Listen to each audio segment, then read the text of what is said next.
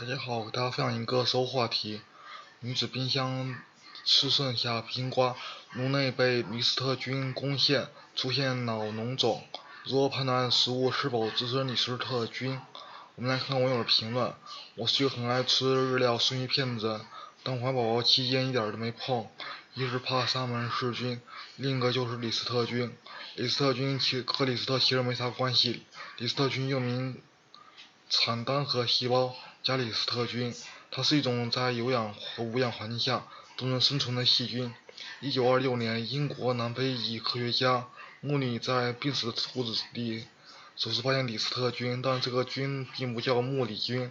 为纪念近代消毒手术之父，英国生理学家约瑟夫·李斯特，1940年第三届国际微生物大会上将这种菌命名为李斯特菌。冷酷杀手李斯特菌。李斯特菌技能树最厉害的是不太冷，它擅长隐藏在冰箱食物里，有耐冷、耐盐、耐酸、耐碱的特性。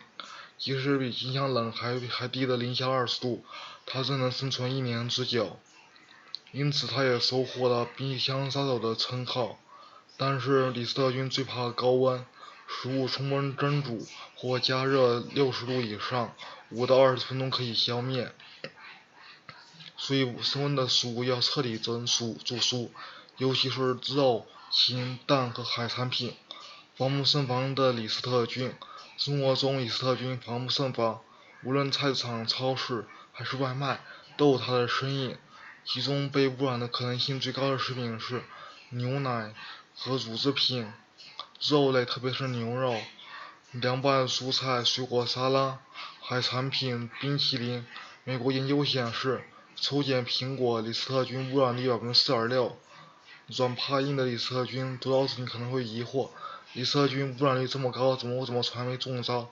不要慌，与江湖中长期出现的大肠杆菌、沙门氏菌等不同，并不是所有接触李斯特菌的人都会生病，因为它欺软怕硬。